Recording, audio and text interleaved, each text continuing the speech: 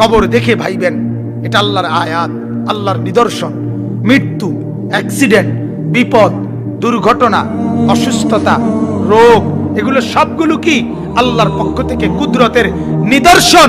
বান্দা এটি দেখে দেখা বুঝো, এটা দেখে দেখা বুঝো, ঠিক হয়ে যাও, ঠিক হয়ে যাও, ঠিক হয়ে যাও। ঘূর্ণিঝড়, জলোচ্ছ্বাস, টর্নেডো, সাইক্লোন, করোনা, ওমিক্রন, মহামারী, আযাব, গজব সব আমার নিদর্শন। আমাকে দেখে, এগুলো দেখে আমার কাছে ফিরে আসো, আমার সেজদা করো, আমার গোলামি করো, আমার গোলামি করো। কথা বুঝছেন না? যেই ছেলে দেখবেন, এখন তো আর নাই, ছোটবেলায় আমাদের আমলে তো ছিল গুড্ডি উড়ানি। কথা বোঝেন নাই? গুড্ডি উড়াইতো না? তো গুড্ডি যে উড়ায় তার সুতা না ছাড়ে, কি ছাড়ে না? নাটাই ছাড়ে না। নিয়ম হলো নাটাই কি করে না? ছাড়ে না। কি ছাড়ে? সুতা যত দূর হয়ে যাক, গুড্ডি মিয়া যত দূরে চলে যাক, এবারটা যদি ভাবে আমারে মনে ছাড়ে দিছে নাকি, না, ছেলেটা বলে না দোস্ত, তোমার সুতা ছাড়ছি, কি ছাড়ি নাই? নাটাই ছাড়ি নাই, নাটাই আমার হাতে। এরপরে পুরাতে ছেড়ে দেয় নাই। এটার প্রমাণের জন্য যেই ছেলে গুড়ি উড়ায়, সেই ছেলে গুড়ির আগার রশি মাঝে মধ্যে এই এমনি এমনি কুদুর কুদুর টানে টানে দেয়, এমনি এমনি টান দেয় না? টান দিলে গুড়ি হে মাথা টের পায় না, ও এবারটা গেছে না, এবারটা ধরে রাখছে। কথা কয় না? ঠিক কিনা বলেন না? আমরা তো ছোটবেলায় কুদুর কাদুর উড়াইছি, তো আমি এত ভালো পারতাম না, বাকি একটু একটু উড়াইছি, তো এটা তো দেখতাম এরকম করতে পোলা পাইনি। ঠিক কিনা বলেন? আল্লাহ তাআলা বলে, বান্দা 60 বছরে আমি তোমার হায়াতের সুতা না ছাড়ছি, নাটাই ছাড়ি নাই। নাটাই আমার হাতে। কার হাতে? তোমার জীবনের নাটাই আমার হাতে। গুড্ডির মতো আমি সুতা ছাড়ছি, কিন্তু নাটাই ছাড়ি নাই। এরপরে আল্লাহ বলে, আমি যে তোমার একবারে ছাড়ি নাই, এটার প্রমাণের জন্য মাঝে মধ্যে জ্বর, সর্দি, কাশি, মাথা ব্যথা, পেটের অসুখ, বিভিন্ন রকমের রোগ ব্যারাম, অ্যাক্সিডেন্ট, দুর্ঘটনা, বিপদ, টেনশন, অস্থিরতা, এগুলো দিয়ে একটু একটু টান দিয়ে দিয়া বুঝাই আমি আছি, আমি আছি বান্দা, আমি তোমাকে ছেড়ে দেই নাই। ছেড়ে দিলে জ্বর আইলো করতে, তুমি তো জীবনও চাও না। পৃথিবীর কোন মানুষ চায় আমি অসুস্থ হই? ঠিক কিনা ভাই? কেউ কি চায়? তাহলে কে দেয়? তাহলে অসুস্থতা আল্লাহ দেয়। ওই মানে গুড্ডির আগার সুতা ধরে কি দেয়? টাইনা টাইনা কয়, আমারে ছাইরো না, আমি আসি, আমারে ভুলো না। কিন্তু বান্দা বড় নাফরমান, এত টানের পরেও হেতের কথা হেতে এমন বেশব হয়েছে, বেশত এমন বেহুশ হয়েছে, হেতে এটা লড়েও না, মাতেও না, আসেও না, কান্দেও না।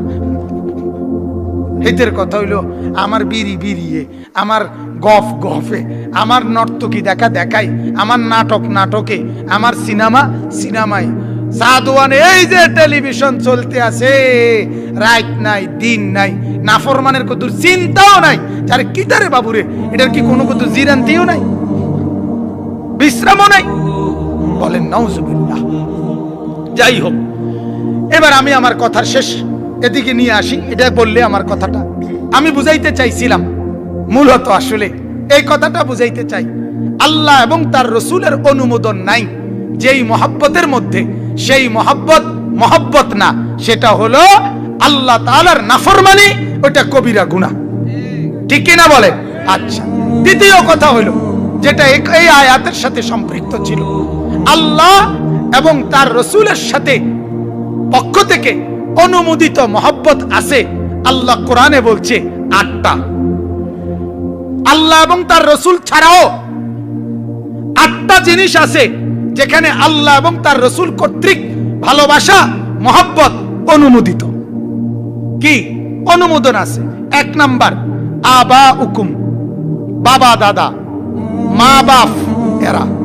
2, আল্লাহ তাআলা বলছে আবনা উকুম, সন্তানাদি। 3, ইখওয়ান হুকুম, ভাই বেরাদর। 4, আজওয়াজ হুকুম, স্বামী স্ত্রী স্ত্রী। 5, আশিরাত হুকুম, আত্মীয় স্বজন।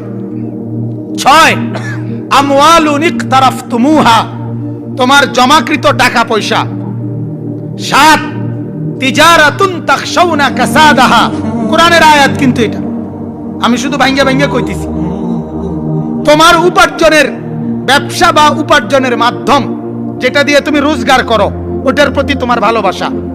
যেমন নিজের রিক্সা, সিএনজি, অটো, দোকান, ক্ষেত, চাকরি, যেটাই হোক, যেটা দিয়ে তোমার কি আসে, রোজগার আসে, ওইটা। 8 নাম্বার মাসাকিনু তারদাউনাহা, তোমার পছন্দের সাজানো বসত ভিটা। এই বাড়ি তুমি কষ্ট করে মাটি ফেলাইছো, তুমি ওয়াল দিছো, তুমি একটা ঘর করছো, এই যে বসত ভিটা যেটা তুমি বানাইছো, আল্লাহ বলে এই 8টা জিনিসের ভালোবাসা আমি আল্লাহর পক্ষ থেকে অনুমোদিত একটা শর্তে। সেই শর্তটা হইল এই 8টার উপরে 3টা জিনিসের ভালোবাসা থাকতে হবে। কয়টার উপরে? কয়টার উপরে? মা বাবা, সন্তানাদি, ভাই বেরাদর, স্ত্রী, আত্মীয় স্বজন, জমানো টাকা, ব্যবসা বা উপার্জনের মাধ্যম, নিজের বসত ভিটা। আল্লাহ বলেন এই 8টার উপরে, 8টার মহব্বত, 8টার প্রতি আগ্রহ, এই 8 জিনিসের আন্তরিকতা আমি আল্লাহ তাক নিষেধ করি না। তবে শর্ত হইল আমি আল্লাহ বলছি এর উপরে 3টা জিনিস উপরে থাকতে হবে।